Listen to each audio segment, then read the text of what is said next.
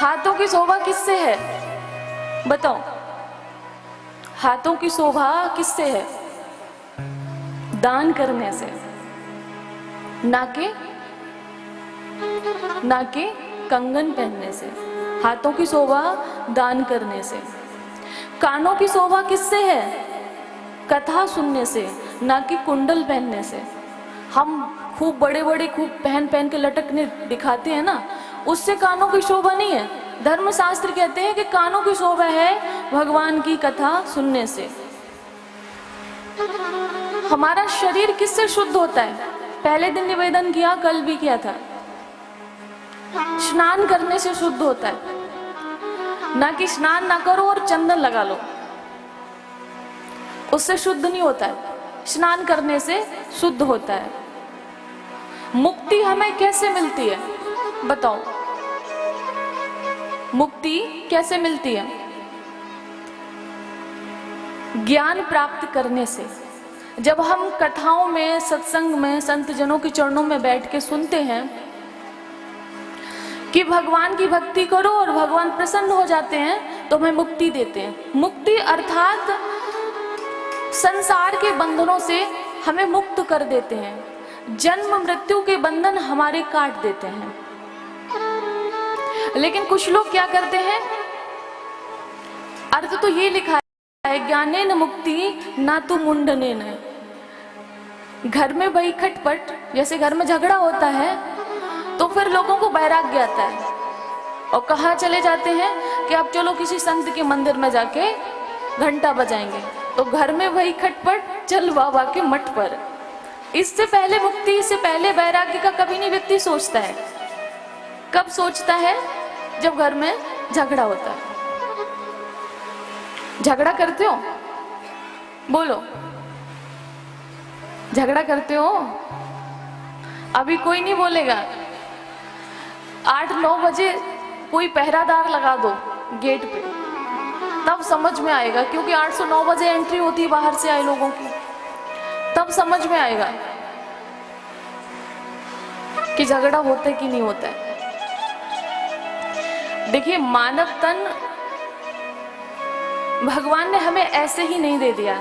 आपको ये लगे कि हमारे परिश्रम से ये मिला है, हमारी मेहनत से ये मिला है, तो आपकी कोई मेहनत नहीं है। अगर हमारी मेहनत से ये हमें तन मिल सकता तो जितने भी जानवर घूम रहे हैं ना, वो भी मानव बने होते। क्योंकि अगर हम मानव बन सकते हैं तो वो भी तो भगवान से कहते हैं कि भाई हमको मानव बनाओ। तो ये भगवान की अहेतु की कृपा है। किसी ने उत्तर कोरिया का नाम सुना है? उत्तर कोरिया, उत्तर कोरिया में पता है वहां कोई प्रधान और विधायक जी नहीं होते हैं, वहां कोई योगी जी और मोदी जी नहीं होते हैं, वहां तानाशाही चलती है।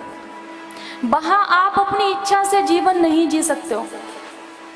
आप मोबाइल यूज नहीं कर सकते, आप टीवी नहीं देख सकते, आप किसी मंदिर नहीं जा सकते। पहली बात, वहां मंदिर होते ही नहीं है। अगर होंगे तो वहां पर किंग जॉन की पूजा करनी पड़ेगी आपको। वहां आप स्वेच्छा से जीवन नहीं जी सकते। आप एक साथ बैठ के आपस में बातें नहीं कर सकते। मतलब उसको लगता है हमारी बुराई होती तो वहीं पर शूट कर देता है। जहां पे राम नाम नहीं है, जहां पे कथा नहीं, जहां पे मंदिर नहीं, जहां पे व्यक्ति खुल के सांस नहीं ले सकता है, अगर ऐसी जगह जन्म दे दिया जाए तो बताओ क्या होगा। हम भारत में स्वतंत्र हैं, अपनी इच्छा से जीवन जी रहे हैं, कोई बंदिश में तो नहीं है, किसी के हाथ पैर बांध तो नहीं दिए, ऐसा तो नहीं है। जो जहां चाहे वहां जा सकता है और जो चाहे वो खा सकता है, जो चाहे वो अपने जीवन में कर सकता है। लेकिन उत्तर कोरिया में ऐसा नहीं है। तो ये भगवान की कृपा है कि नहीं है? वहां भी तो लोगों का जन्म हुआ है, उत्तर कोरिया में भी तो लोगों का जन्म हुआ है। हम ही आप तो हैं, कोई और तो नहीं है ना। और अगर वहां हमें जन्म दे दिया गया होता तो वहां के लोग तरसते हैं भारत आने के लिए। 1-2 लोग निकल के भी आए, ऐसा नहीं है, क्योंकि वहां पर फाउंडेशन है, कोई ऐसे निकल नहीं सकता है। लेकिन जिन्होंने प्रयास किया और वो निकल के आए हैं भारत में, तो उन्होंने अपनी आप बीती बताई है, अपनी कहानी बताई है कि उनके ऊपर क्या बीत रही होती है। तो इन सारी बातों को कहने का मेरा यही मतलब था कि ईश्वर की अहेतुकी कृपा के भारतवर्ष में आपका जन्म है, और उससे भी बड़ी कृपा कि आपका मानव तन है, मानव शरीर है, और उससे भी बड़ी कृपा कि आपका कोई भी अंग भंग नहीं है। आप आंखों से देख सकते हो, कानों से कथा सुन सकते हो, आप मुख से बोल सकते हो। आप यहाँ पे स्वतंत्र हो तभी तो ये आयोजन करा रहे हो। अगर कहीं बंदिश में होते तो आयोजन करा लेते, नहीं करा सकते थे। स्वतंत्र हो तो ये ईश्वर की अहेतुकी कृपा है, तो इसका लाभ लें।